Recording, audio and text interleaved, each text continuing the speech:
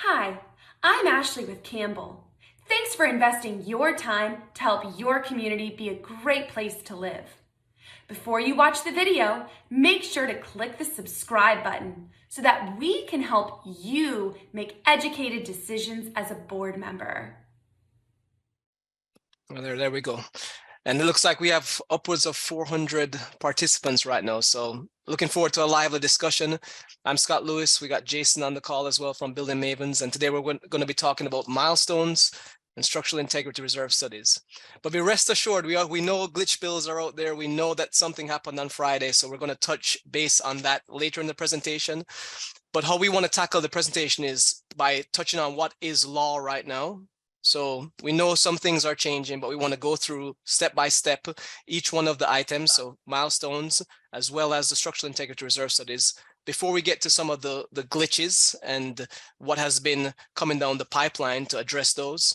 So stay tuned. We're going to be as active on the Q&A. We have another team member, Taylor, in the background. You can't see her, but she's going to be typing away as we go along. So hopefully we get questions from you guys and we're able to have a lively discussion. So before we jump in, just to give a background on who's presenting today. So my name is Scott.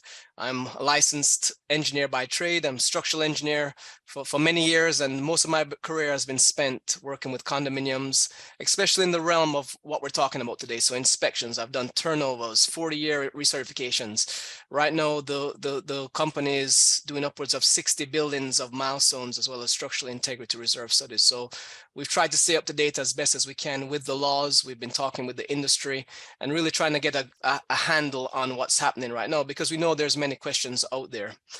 Also, in terms of the company, it's multidisciplinary. We have reserve specialists like Jason. We have mechanical engineers, electrical engineers. So we have a diverse group of individuals, all licensed to handle your needs. With that being said, I'll kick it over to Jason to introduce himself for you. Thanks, Scott. Appreciate it. Hi, everybody. Thanks for attending. We look forward to working with you through the next hour or so. As Scott mentioned, my name is Jason Kubis. I'm a licensed professional engineer in Florida. I'm also on the reserve side, a licensed professional reserve analyst, or the PRA, as you can see there, and then also a reserve specialist. So my primary experience and background is in civil engineering and mechanical engineering, but as it pertains to reserve studies, I've been doing full-time reserve studies since about 2006 around the country and globally. That's it. Awesome. And you see QR codes on the screen right now and in the corner. So if you do want our contact information, scan it with your phone. You can add our contact, and there's other information there, like the website, which has blogs and so on, to answer some of the questions that are popping up right now. Good ones coming in already. We'll save it to the right point in the presentation. But to get us going, let's get an idea of where we're going to go with this. So we're going to talk about milestone inspection, specifically from the Florida statute. So if anybody wants to know where do they find out about this mysterious inspection, there's a statute number. You can click on it. It's law. It outlines everything. So we're going to be touching on the highlights of that. Similarly with the structural integrity reserve study, again, it's law. It's in the statutes. There's a number. You can go there for all the information that we have. We're going to touch on the glitch bills, some of the, I guess, important changes from our perspective. Obviously, we're not going to go in depth because it's a very long bill, but we'll touch on what we think is important to the audience, and then we'll get into a little discussion about engineering pointers and what we see in the industry right now. Okay, so to kick it off, we all know last year Senate SB 4D hit the streets in May, and it turned the industry upside down. I don't think there's anything that I've seen quite as monumental that really sparked so much controversy, so many scared associations. What are we going to do? Do we do it now? Do we do it later? And that was the highlights of what came in: how to report on the condominium, what is a milestone, what is a structural integrity reserve study. But interestingly, as we said before, this bill is now law. So we've moved past SB 4D into the statutes. And so right now, those items, the milestone inspection and the structural integrity reserve study, are written in the statute. And so it's now the law of the land for associations and property managers and so on to abide by. And so why do we say that? So if we go to Florida Statute 553.899, which is what governs now the milestone study, I want everybody just to look on the screen and see what's written as a preface to the actual milestone.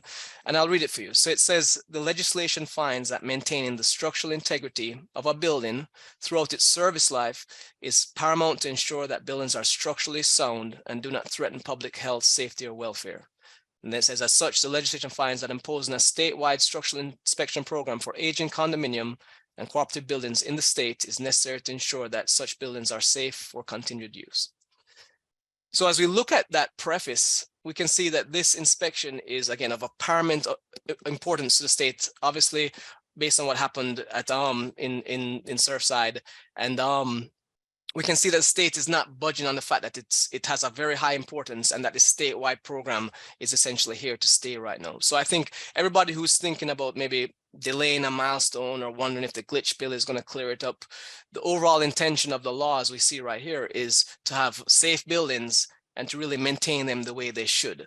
And so if we take anything away from the presentation today, is the real intention of what's happening.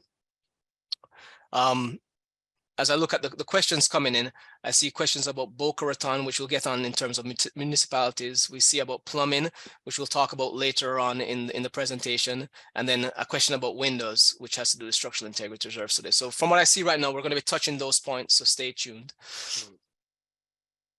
So the question is then, what is the milestone? What does this statute tell us it is?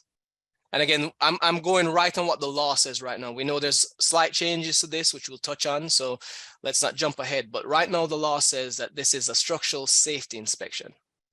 And why is that important? Because if you look at the very bottom of the slide in bold, it's not an inspection to bring the buildings up to code. And so a good example of that is older buildings. You know, I always say they have a lot of them that are preserving the historical importance of the building have much lower railings, maybe 36 inches in height instead of the now code mandated 42 inches. So we wouldn't be going onto the building and saying, well, let's raise all your railings on the buildings to 42 inches as opposed to what's there right now. So it's not a code inspection to bring it up to code or fire safety or so on. Instead, it's a structural safety inspection that is looking at the integrity of the members and to see if it's safe for continued use. So the law says that a licensed architect or engineer right now are the only ones that can do the inspection. And those are the 4 things that they're supposed to be attesting to when they do it. So they're looking at general structural condition. They're looking at the need for repair, if there's any deferred maintenance. And most importantly, as we go to the next slide, we're looking for what they call substantial structural deterioration. So I'm going to scan the questions right now to see if there's anything to do with this slide. But again, it looks like it's more to do with jurisdictional requirements. And if Taylor, if you can drop maybe some of the, right there, they have a Dade County question and maybe a Broward County question. So we can drop those 2 links to the county's websites because they do outline a lot of the answers to the questions we have. So we'll put that in the chat right now, if you can do that, Taylor. Okay, so now that we know that the milestone is a structural safety inspection, the real nuances of it comes down to the 2 phases. So what are they? So phase 1, which is what you'll get a notice for, right? So right now, the milestone, the first step is phase 1. What does that mean? It means that you need to get an engineer out to do a visual inspection of the property. And the visual inspection is qualitative. It's in readily accessible areas. And what the engineer or architect is looking for at this time is to find if there's any reason or belief that there's what they call substantial structural deterioration. And the definition is there at the bottom of the page.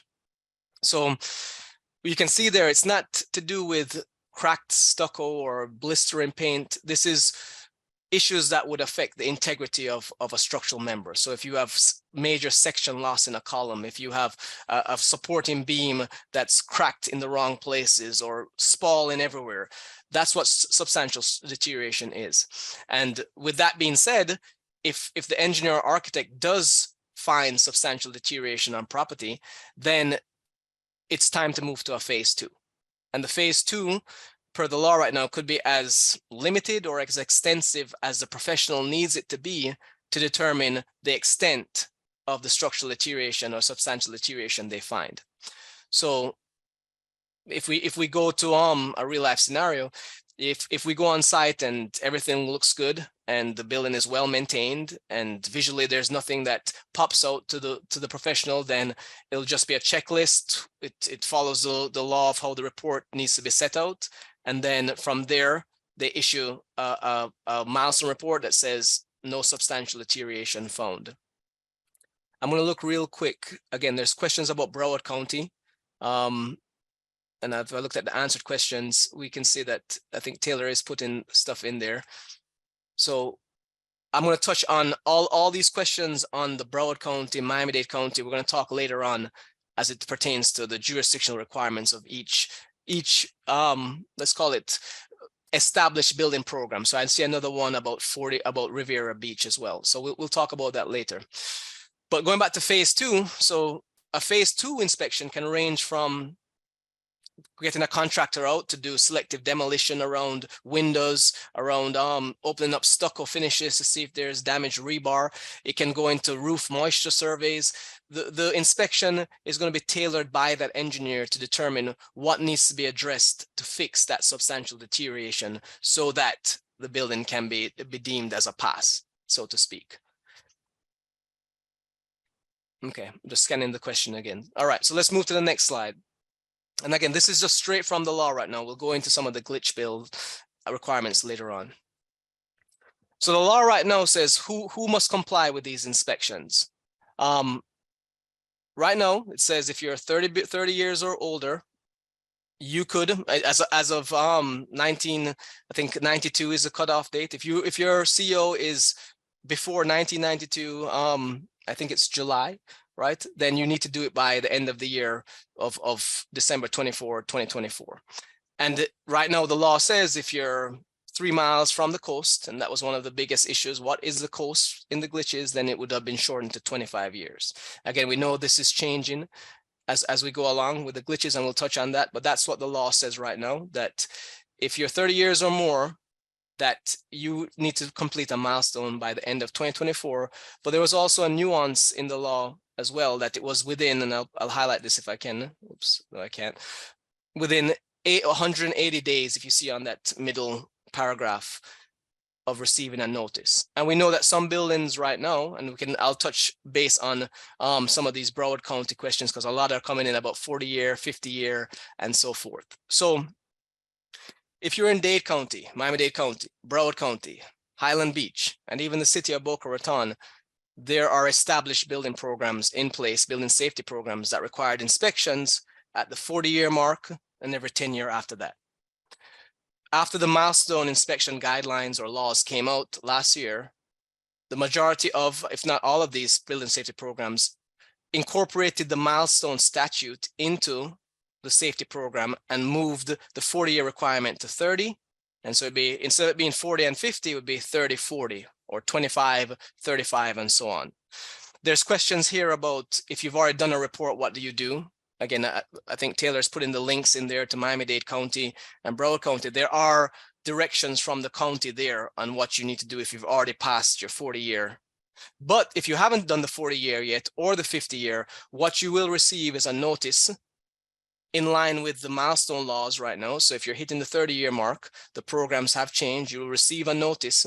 But the nuance with this, with some of these established programs, are that not only will you have to do a structural safety inspection, and again, this is only for the established counties like Miami-Dade County, Broward County, Highland Beach, is that not only are you doing a structural safety inspection, but you're also going to be doing an electrical safety and other items that municipality issues per the notice. So I don't want anybody else to get confused. We're going to go into the local municipality requirements later on, but it's good questions about 40-year inspections, 50-year inspections, Broward County, Dade County. Again, the websites that are being put into the chat have the guidelines, and to maybe clarify, you don't have to do a milestone separate of that, because it says in there that if you do the structural safety inspection, it will suffice as your milestone. So the whole program is encompassing the law as well. But not to lose the point of what we said right now. So the law says right now, if you've received your CO before 1992 July, that you need to have a milestone done before December 31st, 2024, or within 180 days of receiving a notice. And some folks have received notices already. So the 2024 date doesn't apply anymore. It's within 180 days. And again, a licensed engineer needs to complete that. All right, before I kick it to Jason to talk about what's in line with the SIRS right now, or the Structural Integrity Reserve Study, let me just scan the questions again right now to see if there's anything that jumps out to these slides or if it's going to be answered later.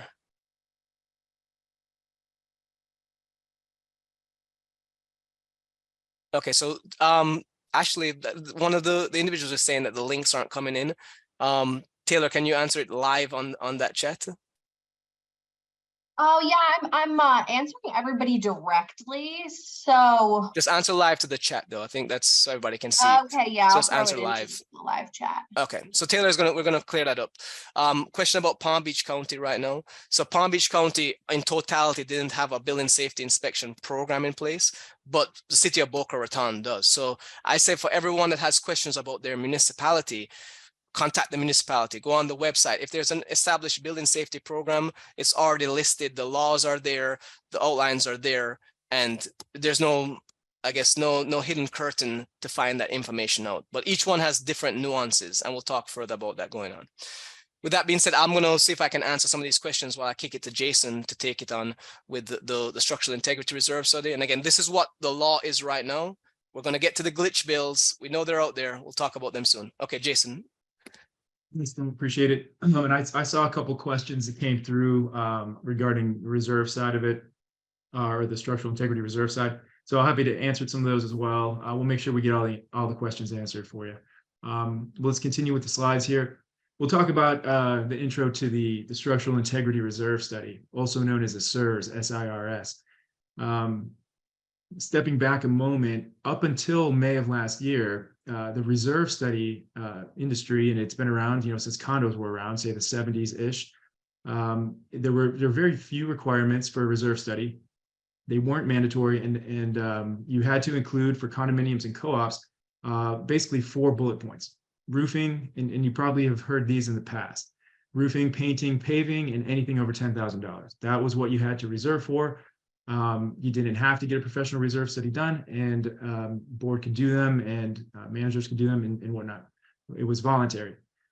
Fast forward to post May 2022, there's now the Structural Integrity Reserve Study, and those same components that were included or mandatory before are still included in some form or fashion, but they've added additional components. And so now, instead of having 4 bullet points, there's essentially 10 that need to be included in a structural integrity reserve study specifically. So what is it? Basically, what a reserve study or structural integrity reserve study is effectively is it's a visual inspection of the building. Let's just pick condos because that's what it mostly applies to for the example. Visual inspection of the common areas of the condominium. So it could be a 3-story building, it could be a 63-story building. Roofing, the exterior facade of the building, the waterproofing, interior common components like carpet in the hallways, the mechanical systems, cooling towers, chillers, boilers, heat exchangers, security systems, all kinds of things that are common. And again, in case you're not sure what common means that it's an association responsibility to maintain or replace that component in a timely manner, versus like a unit, and the interiors of the units would be the unit owner's responsibility, like their kitchen sink and their furniture in their condo. So then we get into the requirements of who can do these. Essentially, as it stands now, as Scott's mentioned, the current code states that you have to be either a licensed in Florida professional engineer or a licensed in Florida architect. That's up to be changing here shortly, and we'll get into that, like Scott mentioned, in the glitches here at the end. It's very, very fresh. It's just not even out yet, so we're kind of trying to get this to you as soon as possible. So essentially, as far as preparing the report, the inspection portion of the Structural Integrity Reserve Study has to be done, like I said, by the licensed engineer or the architect. And the report, however, the actual written report can be done by anyone qualified to prepare the report. Let's click to the next slide. Okay, so here are the components I just mentioned, the 10 of them versus the 4 that we used to have for a standard reserve study.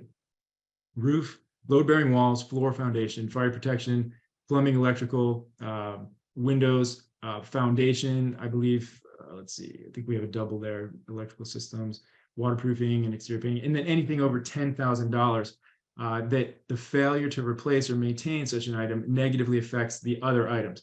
So that's kind of an important topic there. Before, in the previous regular reserve study, standard reserve study world, it was anything over $10,000, period.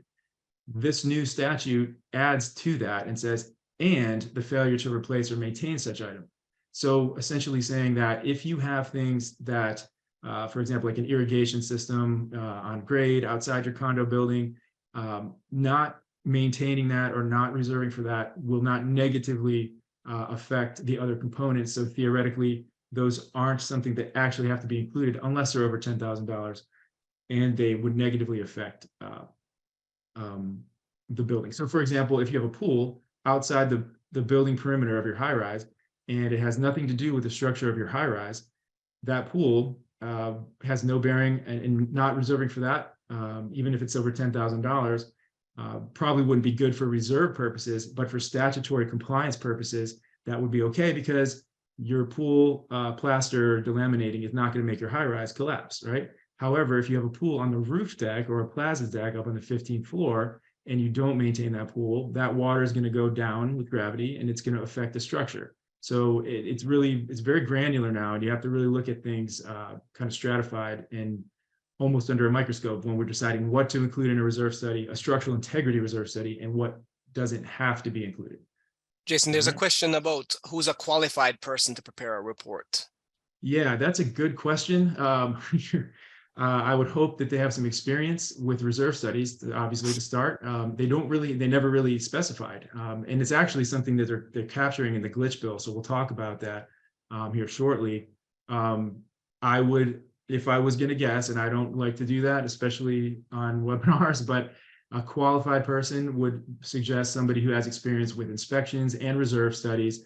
There are two other designations. I mentioned the ones that I've got, reserve specialist and the professional reserve analyst. The first one, the reserve specialist, comes from CEU, which I'm sure a lot of the people on the call are familiar with. It's a national organization that works with condos and homeowners associations around the country. They issue a reserve specialist designation based on your qualifications. And it's essentially based on the number of studies you've done, your experience, what types of studies you've done. Then you've also got the professional reserve analyst, which comes from APRA, which is the Association of Professional Reserve Analysts, a similar entity that issues that credential. And so I would assume that that's what they meant. When I say they, I mean the legislature, when they put those words in here, that anyone that's qualified to do one. I think that's what they would probably be alluding to. And then the other question is, if the windows are the owner's responsibilities and not the condo, should those be included in the SIRS? Another great question. They somewhat touched on that in the glitch bill. We'll get to that, but they really just added to it. But what I've decided to do until further notice, because violating the condominium declarations is not something I like to do, obviously. Most of the condo declarations I've ever read in my life, and if you really dig into them, you'll find that as well, that windows serving the units, which is 95+% of the windows on a building typically, obviously every building is constructed differently, those windows are noted in the declaration of the community as the unit owner's responsibility. So if you wanted to change out your patio sliders on the 15th floor and put it in hurricane glass and impact glass, probably going to drop $30,000, $40,000. Then you're going to have to go in reserve for that as well. I don't think that's what they meant for that to be the case. Until somebody tells me otherwise, we're only including common area windows and common area doors in the structural integrity reserve study. That would be, for example, if you have a first floor lobby and maybe a second floor mezzanine, and then the units start on the third floor, all the windows and doors on the first and second floor, I would include in the reserve study at the useful life and the replacement cost that we should include them at. And the remaining windows will be noted in the report as responsibility of the unit owner to replace or maintain. Quick question is about elevators. Since it's not on this list, where would you put elevators in your reserve? Is it in the SIRS or in the regular one? Yeah, that's a good question. So what I have been doing because of this, elevators, everybody knows in a high rise, you're looking at $250,000, $300,000 per elevator to modernize a large high rise traction elevator.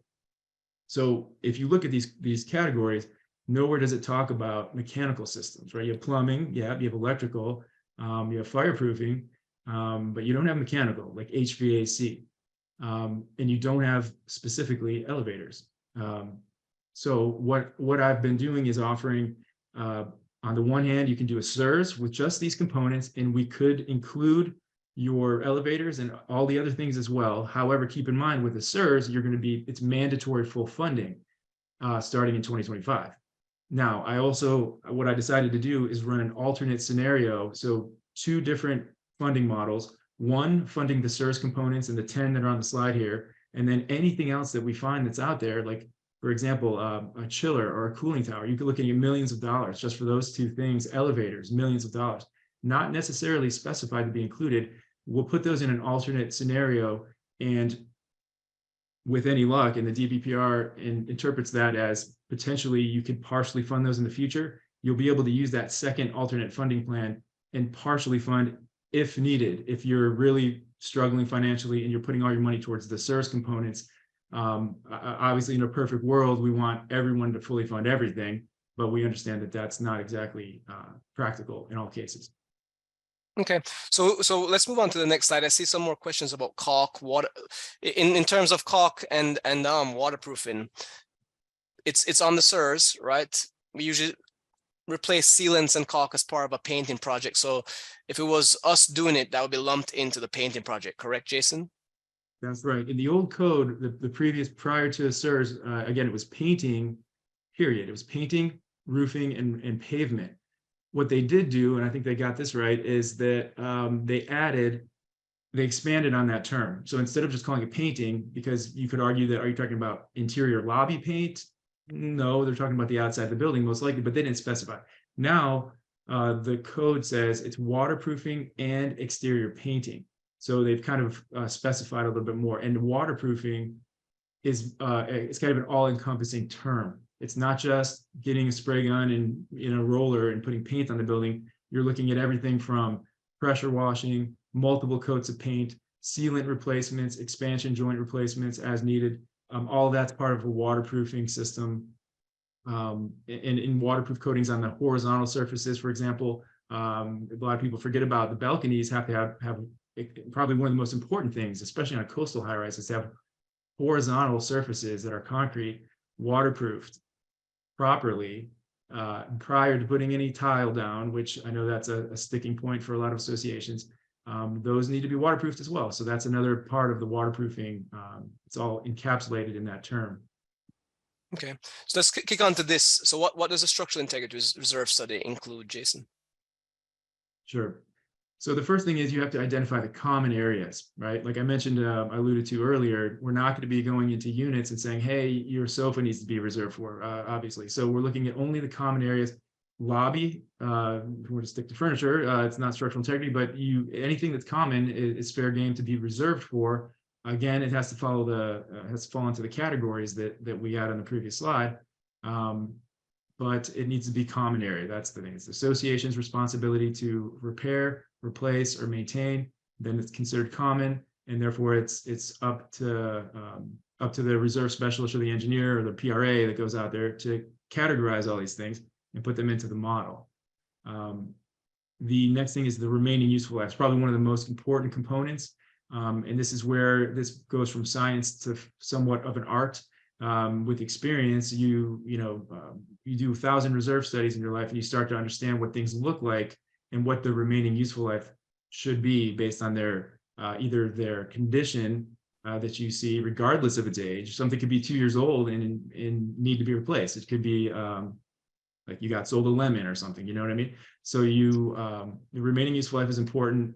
The estimated replacement cost is probably the other most important thing. So how much are you going to have to spend on this component at the time of replacement? We build inflation into the model so that you can, extrapolate that. But then also, how many years do you have to fund for it, which is the RUL, or the remaining useful life. So if you have a $100,000 project and you have 10 years to fund it, you should be putting $10,000 away per year, or else you'll be technically underfunded and not fully funded. So Jason, there was a question about what is fully funded. So as you touch on that right now, can you give a quick description of what fully funded is in the stream of time? Absolutely, absolutely. So there's two methods of reserving, and it gets a little too complicated to go into detail. But you have pooled method reserving, and you have component method reserving. If you're using pooled method reserving, essentially what happens is most providers for reserve studies, they issue a 30-year funding plan, and so that funding plan is a cash in, cash out, cash flow model. Typically, that's what we use in the industry in Florida for cash flow. And so what happens is if you have a critical year or a threshold year where you have, let's say you have for some reason, your exterior painting, your roof, and your boilers and your chillers all have to go at the same year, you're going to have a critical year, which is a big spike. You might have a $7 million year of expenditures. Usually that will bring your ending reserve balance for that particular year, let's just say it's 2035, to something close to zero. We want to not go below zero. And if you stay above zero, technically you're fully funded, or you're adequately funded within the realm of pooled method. Then you have the component method, which other people, you've probably heard the term straight line depreciation. It's essentially a line by line analysis of every component. So let's say you have a reserve study with 20 line items. Each line item is analyzed independently.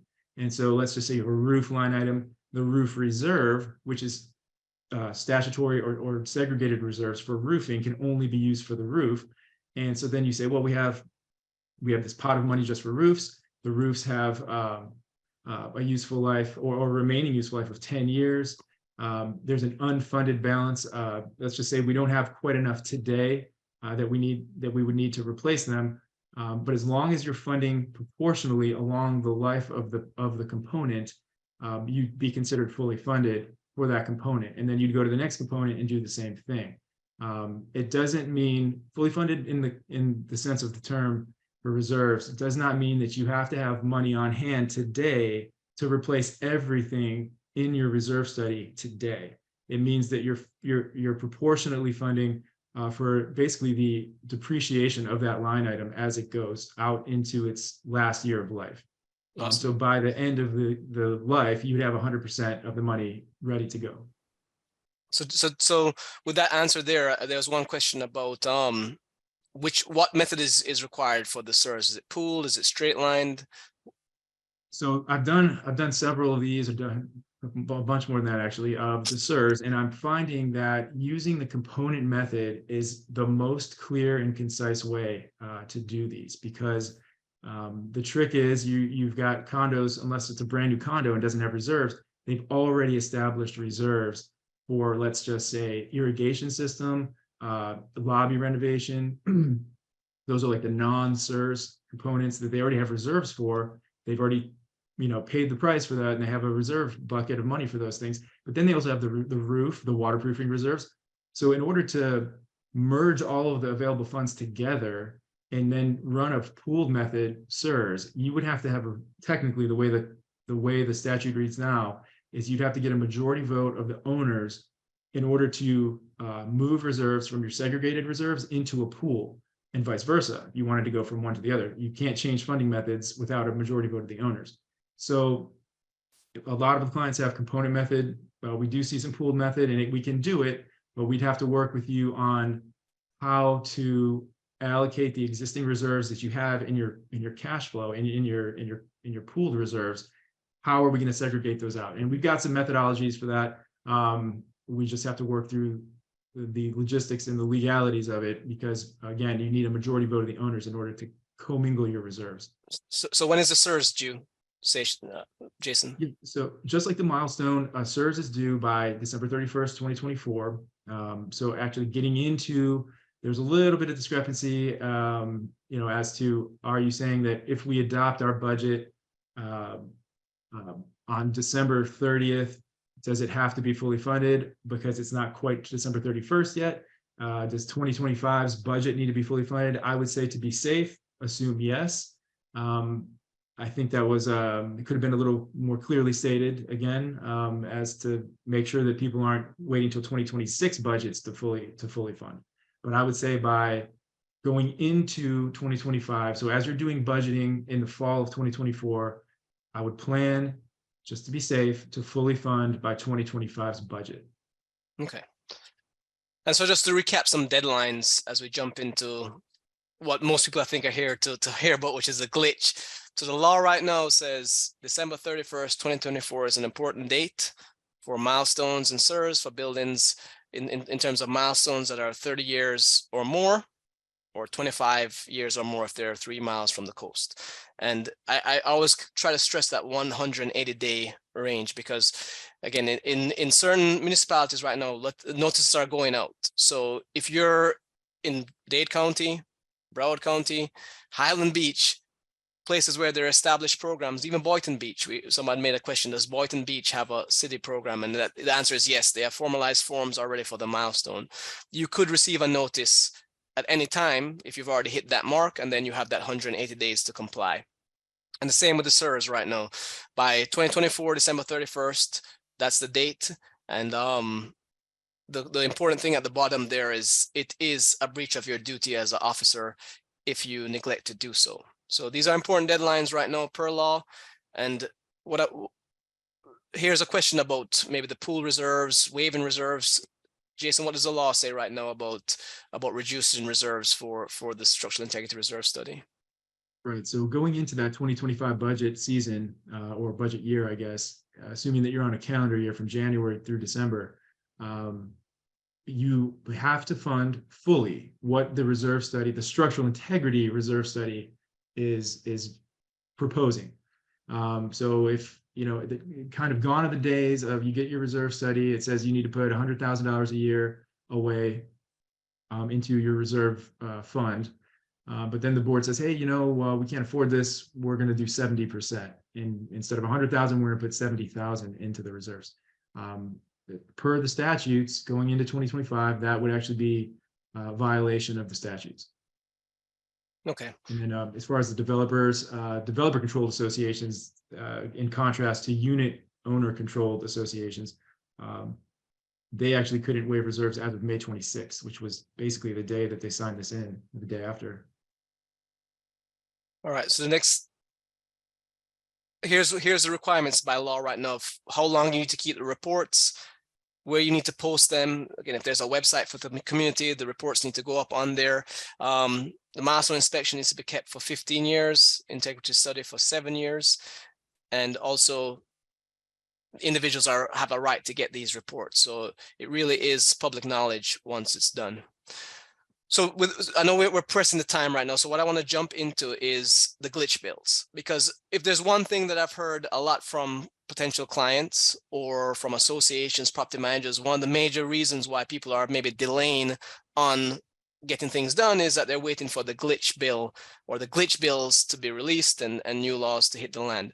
So what is that, right? So essentially there are 2 bills that came out, the House bill and the Senate bill. As of last week, there are updates on where they stand. So the House bill has been tabled, which I'm not an attorney, so I can't really tell you what that means, but it seems to be a pause on that bill. Whereas the Senate bill has been enrolled or is with the governor for final approval. Again, I'm not an attorney, so I wish I would use more common language, but that's the status of the 2 bills. And that's what the glitch bills are. And the intention of those bills were to clarify any terms and really streamline some processes and provide clarity to what was happening, because this SB 4D dropped. And then some people say it was in a rushed way or not, and it wasn't really thought through, but these bills attempt to clarify and provide some transparency. So what we want to touch on before we go into some more discussion and answer some more questions is, what really do these bills, or let's call it the Senate bill, entail, since that's the one that really is moving forward right now. So here are some important potential changes to the milestone. And what I want you to see on the screen is that it's not a material change that takes away the obligation of the association, but one major change is that instead of saying just architect or engineer doing it, it says now a team or professionals or a team underneath the architect under their charge can do it. So essentially that was maybe opening up a wider pool of individuals to do the inspections, but typically as engineers, we do have teams under us. We have engineering interns, we have other professionals or other trades that can work under us, and we can sign off on the work. So it's making that clear in the law right now. Another interesting point here is that it's moving away from the 25-year rule and the coast again, this is not 100% law yet, but it's to the governor, is that it's going to be the 30-year rule for all buildings unless the local municipality decides based on proximity to the ocean or other conditions that the 25-year mark is warranted. So for rule of thumb, right now, it's the 30-year mark for all buildings in Florida, unless the local jurisdiction decides otherwise. That's another major change. So they're getting away from the coast definition. Again, it's not law yet, but this is what the bill is looking like. Also, it says that the local jurisdiction can extend the milestone deadlines, right? And then finally, there was a question about the state mandating certain things. So by December 31st, 2024, the new bill says that the state needs to outline guidelines going forward and protocols and testing and so on, and forms that it's a more standardized process. However, the deadline of December 31st, 2024 for buildings that are already of age has not changed. The milestone is still pushing ahead. There are some clarifications of who can do it, and there may be clarifications to when you might receive a notice, but the law is not taking it away, and it's not doing a material change that would change the obligation of the unit owners. And I'll look and see if there's any questions on that. Again, this is not 100% finalized yet, but it was unanimously passed by the Senate, and so there isn't any reason to think that this isn't what is going to be coming down the pipe, whereas the House bill was paused. Jason, you want to explain some of the changes for the structural integrity reserve? Sure thing. Sounds good. So as I mentioned before, as it stands right now, as of today, technically, only professional engineers or professional architects can do the inspection portion of the structural integrity reserve study. So the glitch bill is going to reopen the doors to the reserve specialist and the professional reserve analyst. Those are the ones I mentioned from CAI and from APRA. Those are two designations, two different designations that would basically be, if you have one or the other of those, or if you're an architect or an engineer licensed in Florida, then essentially they're allowing 4 different designations to do these instead of just the 2, the architects and the engineers. So that's a big one. It's going to help, I think, because we have, I think the last time I heard the number was like 16,000 condo associations, not front doors, but associations in Florida. They are going to require structural integrity reserve studies. Yeah, there's not many of us out there, so you can do the math on that. It's only gonna help to bring more manpower in to help this situation out. So that's good. Revising the definition, structural integrity reserve study and systems. So the code before for structures, it was basically primary structural members, I believe is what they use the term, but now they're basically kind of generalizing the term structure, including load-bearing walls and other primary structural members. So they kind of expanded the definition of that one. Not too substantial, but that's one of the things. They did 2 big ones that are worth noting: floors and foundations. Those were both, as I just said them, though it was letter C was floor and letter D, as far as the bullet points, was foundation. Neither of those, if the glitch bills go through or glitch bill goes through, neither of those will be mandatory anymore. So they're going to remove 2 out of the 10 that we previously had as far as requirements of bullet points or checklist items that we had to look at. In my personal opinion, that's a good thing because they're very arbitrary and very, very indeterminate in terms of a reserve study. Nobody can say, oh, in 22 years, you need to replace your foundation somehow without knocking your building down. Like it's kind of ridiculous, actually. So I'm glad they removed that one, or those 2. Reserves for replacement. Okay, this is another big one. Like I mentioned before, typically the industry does a 30-year reserve study model. So a horizon of 30 years. So from 2023, you'd be looking at 2053 as your final year of the analysis. What they're saying now is anything that has a remaining useful life, anticipated remaining or estimated remaining life, more than 25 years, it doesn't necessarily have to be included for replacement, but it can be you can include reserve funds for deferred maintenance. So for example, let's just pick something like pipes in your building, right? They typically, let's say, have a 60-year life for your domestic water, your sanitary waste, gas pipes, all that. We technically wouldn't have to put them in for full replacement, which we weren't doing before anyway, but if they have a remaining life more than 25. So we would basically prorate them or use a deferred maintenance allowance to do repairs to them rather than completely tear the pipes out and replace them. And then some other somewhat ambiguous, we need to dive deeper into these. Again, these just came out when it talks about the reserve requirements relating to reserve accounts. This is relating to, are you allowed to partially fund again? As of now, like I said, you have to fully fund 100% of what the SIRS reports, and that has to be starting 2025. They may allow some waiving and some alternate scenarios of funding plans that are approved. They don't necessarily say who is approving them. Is it the DBPR or the Division of Condos, Timeshares, Mobile Homes? We have to get some more clarification on that. But there are some potentially different methodologies of funding coming down the pike here. So stay tuned. So I want to answer a question that came in about the laws changing, and if you've done something before, do you have to update or change? And again, the reason why we're showing these changes right now are they're not that material that you would have to redo an inspection or not. Granted, you might submit something to a municipality and they may say they want to see something else or not, and then your professional can adjust the report if necessary. But the changes are not so large that I would tell anybody to delay right now in getting things done, because the instruction right now, as we went through at the beginning, the intention of the law is the same.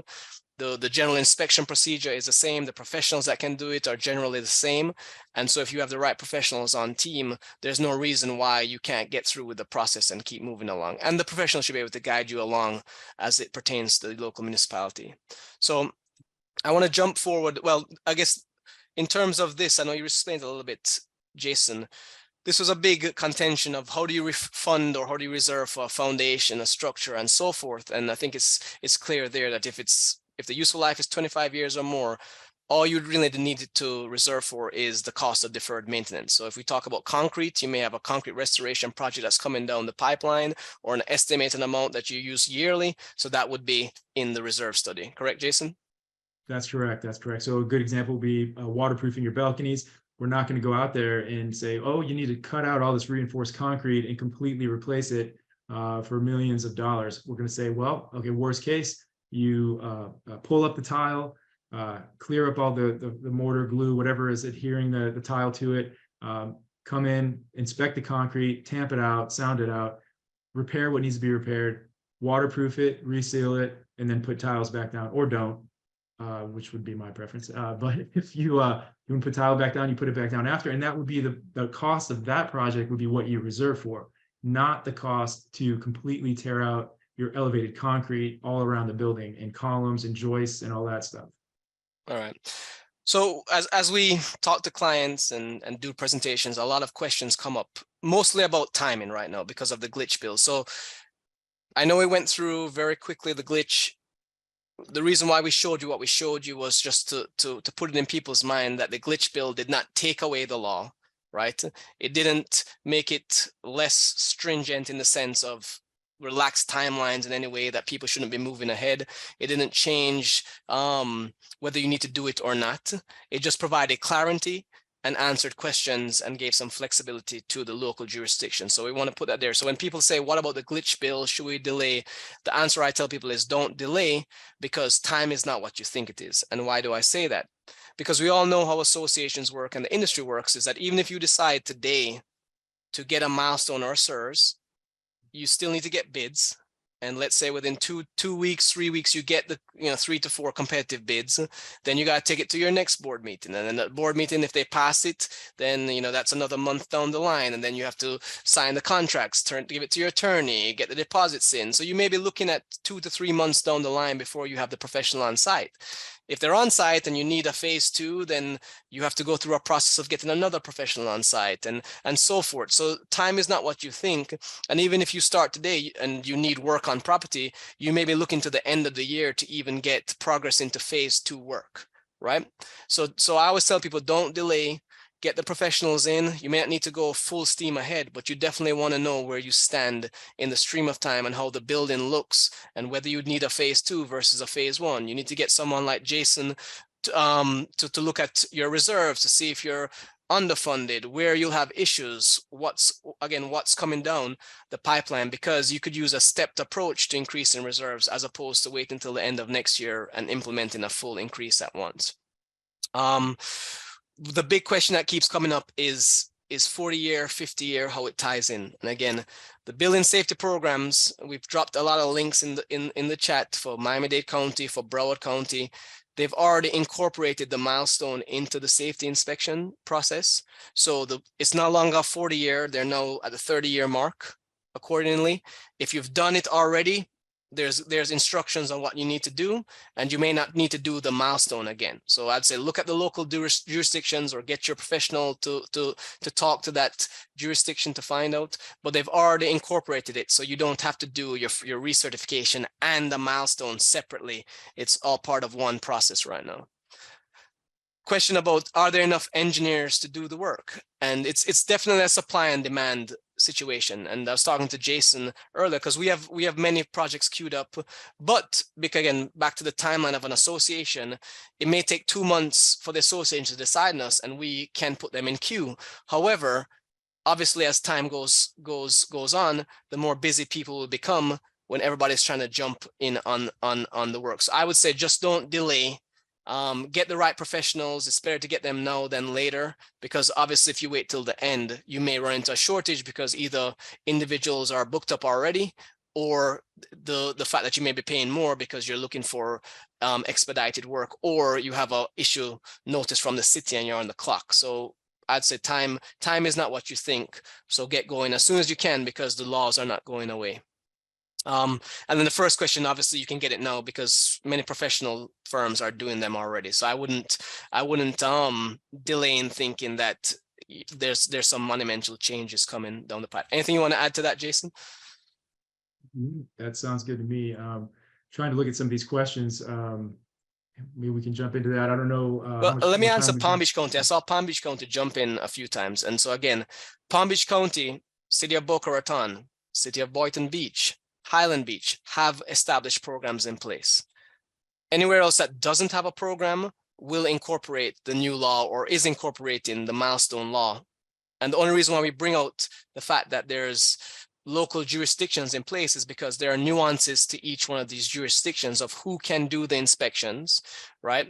What other things you have to do as part of the building safety program.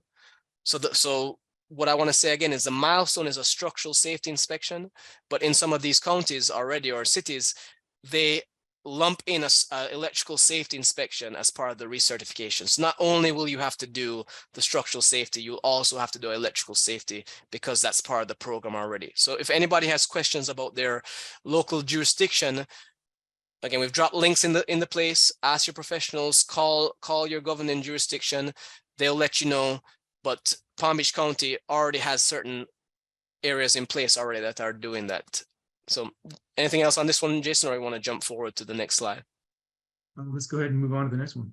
All right, so this is our last slide, and it goes back to just practical advice before we try and see if we can field some more questions before the end of the time slot. Is we showed that slide about why the milestone inspections are in place and what the intention of the state is. They want safe buildings. They want people to fund correctly so that deferred maintenance is not pushed along so much that buildings become to the point where they collapse. And obviously that was an extreme circumstance, but that was a catalyst to these new laws. And we know that many buildings around Florida have been pushing their maintenance down the road or kicking the can down the road. So the intention of the law is to stop that. And it looks like they understand the financial ramifications and insurance ramifications. So they're correcting that as they go as best as they can, but the inspections are here to stay.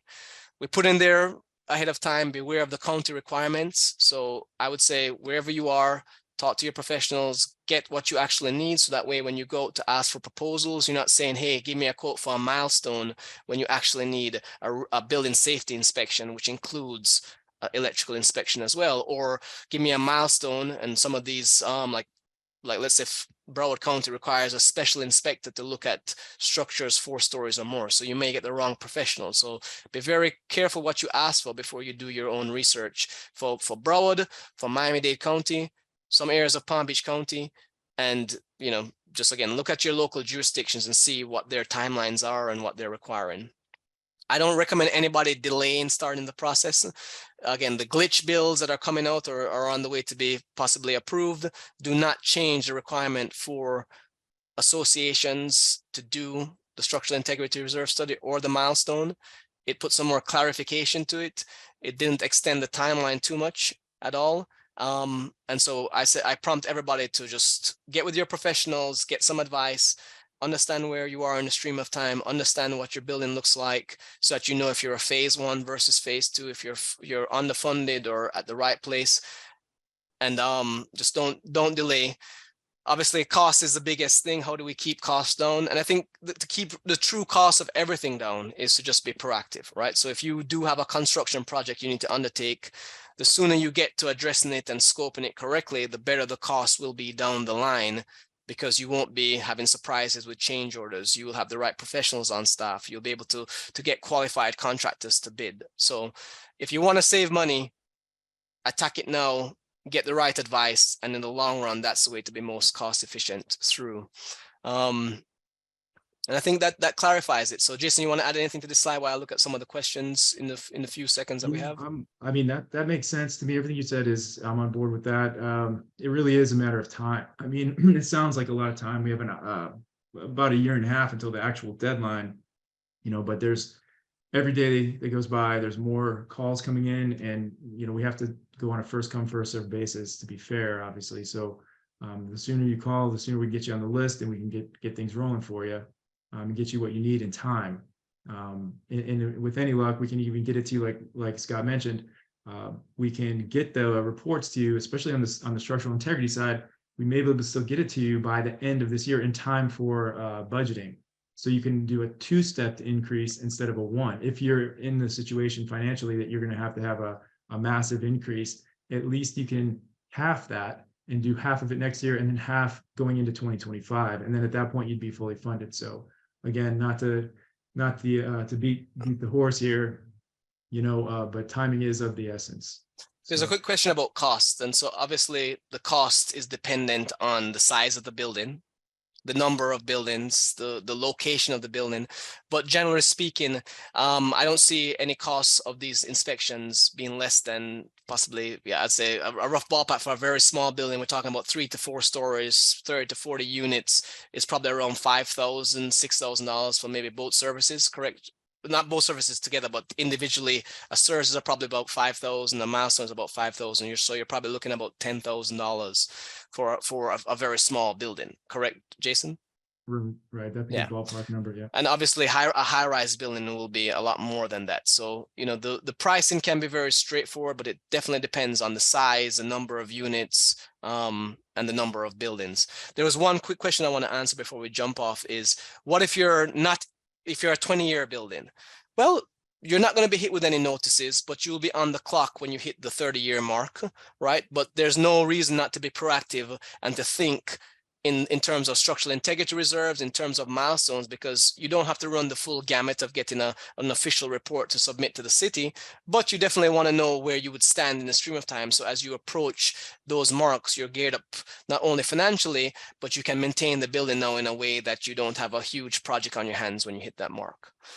One question, I'm gonna jump in real quick. It was for William. He asked, the statute does say 10 years for the frequency of your structural integrity reserve study. So once you get the first one, then you don't have to do it legally for 10 more years. Would you recommend a more often update, say 2 to 3? That's exactly the range of time. My entire career, different firms I've worked with, the standard I've always seen is 2 to 3 years for a reserve study update. But again, it's not mandatory except for every 10 years for a structural integrity reserve study. Yeah, and for Timothy's question about 5 to 10K, I think that's a good range, since it's a cluster of buildings for both services. Actually, you could probably get both for about $10,000 each building. So again, we're at the time. I want to thank everybody. We tried our best. I mean, we had over 500 people on the call. There was a flurry of questions. We'll look through and we'll issue as many answers. We'll write blogs to try and clarify. But we thank you all for your time, attention. Hopefully we were able to impart some knowledge to you. And if you scan the QR codes again on screen, you have our information that you can send questions in, and we're pretty open to answering questions that keep coming. So again, thank you for your time. We thank Campbell, Ashley, Evan for inviting us, and hopefully we're able to give you some good information. We'll also send the presentation to you guys as part of the CEU course. So we'll get everything to you once we have the list of attendees. Awesome. Thank you so much, Scott. Thank you so much, Jason. I did go ahead and launch that poll. So if you can just take a few minutes, let us know how we did today. We would really appreciate it.